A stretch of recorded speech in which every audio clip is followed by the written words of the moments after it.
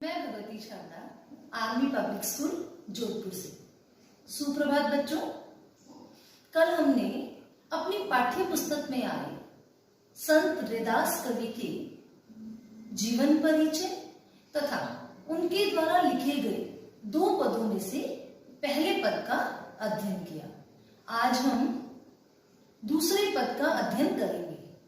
अध्ययन करने से पहले मैं आप सबसे यह कहना चाहूंगी कि इस वीडियो को आप ध्यान से देखिए और पद की प्रत्येक पंक्ति को ध्यान से समझने का प्रयास करिए। तो बच्चों, अब रैदास जी द्वारा लिखे गए दूसरे पद का अध्ययन करेंगे।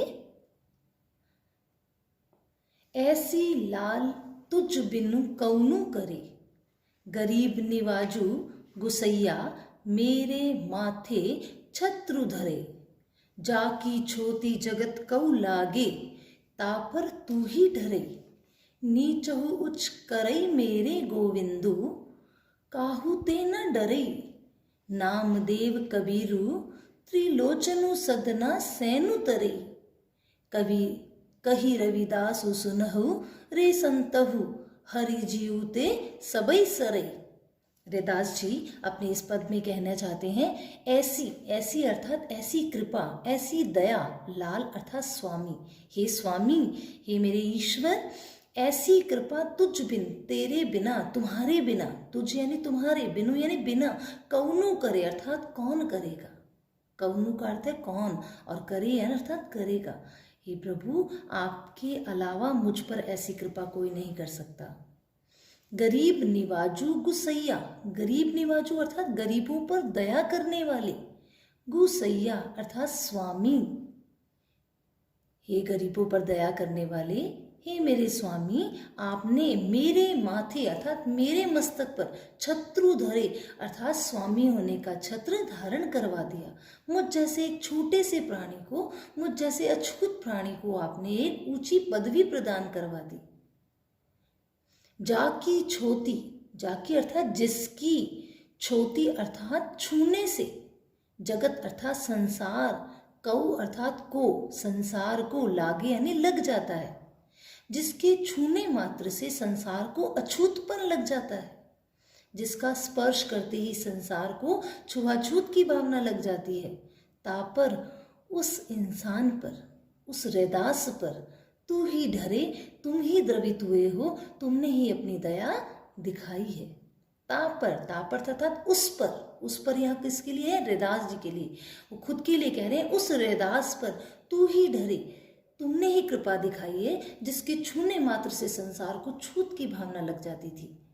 उस इंसान पर, उस भक्त पर तुमने ही अपनी कृपा दिखाई है। नीचहु उच्च करे मेरा गोविंदु, रैदास जी कहते हैं मेरा गोविंदु, मेरे प्रभु, मेरे ईश्वर। नीचो ऊंच, नीच प्राणी को भी ऊंची पदवी प्रदान करा देते हैं अर्थात नीच व्यक्ति को भी उच्च श्रेणी में ला देते हैं। काहू ते न डरे, उन्हें किसी का डर नहीं है, वो सबके साथ समान भाव से रहते हैं। नामदेव कबीर त्रिलोचनु, त्रिलोचनु अर्थात त्रिलोचन एक कवि हैं, ये भी सधना और सैनु ये सारे कवियों के नाम है। नामदेव एक कवि, कबीर, त्रिलोचन, सधना और सैन, ये कवि भी, इन कवियों को भी तरे अर्थात आपने तार दिया, इन कवियों का आपने उद्धार कर दिया, संसार से मुक्ति प्रदान करा दी।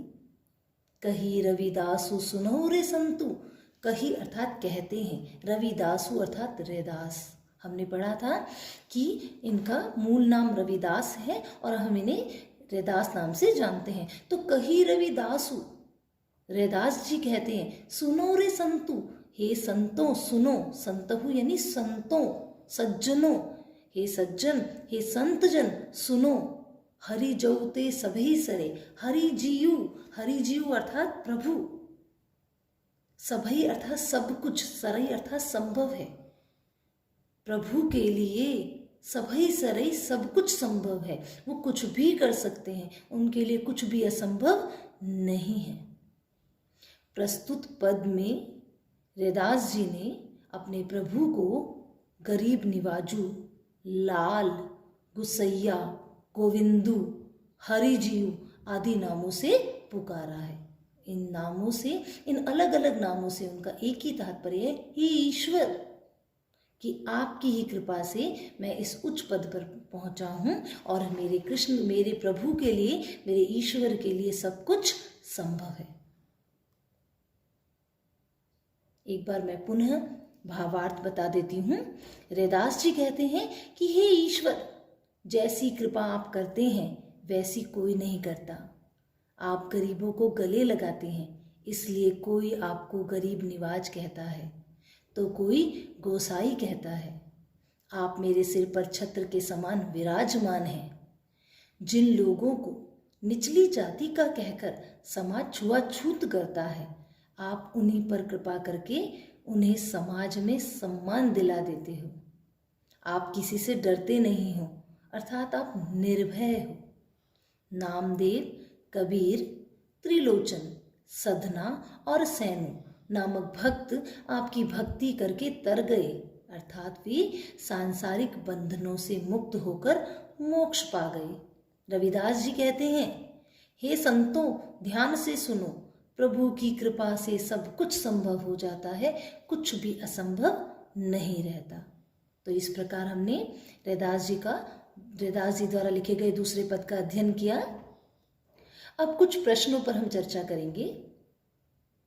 पहला प्रश्न है, दूसरे पद में कवि ने गरीब निवाजू किसे कहा है? तो दूसरा पद जो हमने अभी अभी पढ़ा, उसमें हमने देखा गरीब निवाजू अर्थात गरीबों पर दया करने वाले प्रभु को कहा है।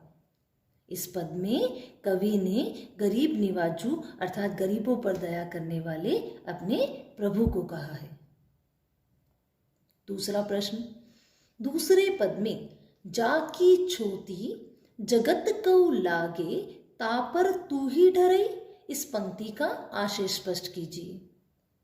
तो इस प्रश्न का उत्तर इस प्रकार लिखा जाएगा, जाकी छोती जगत कऊ लागे तापर तू ही डरे, अर्थात जिसके स्पर्श मात्र से संसार छुआछूत की भावना करने लगता है, संसार को अछूतपन सा लगने लगता है, उस तुच्छ दास पर ही आप द्रवित हुए हो, उस तुच्छ दास पर आपने अपनी कृपा दिखाई है। अर्थात प्रभु छूत अछूत की भावना नहीं मानते हैं, वो किसी से नहीं डरते हैं और वो सबको समान भाव से देखते हैं। तीसरा प्रश्न, रैदास ने अपने स्वामी को किन किन नामों से पुकारा है? अभी अभी हमने चर्चा की थी, गरीब निवाजू, गोसैया, लाल, हरिजीव, इन नामों से पुकारा है। नीचे लिखी पंक्तियों का भाव लिखना है।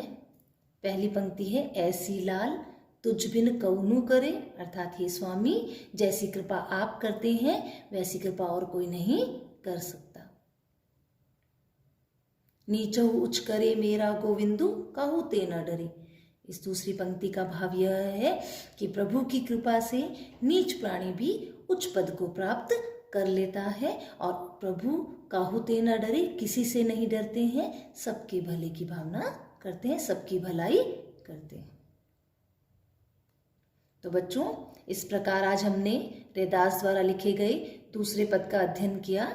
उम्मीद करती हूँ आप सबको समझ आ गया होगा। अंत में आप सबके उज्जवल भविष्य की कामना करती हूँ। धन्यवाद।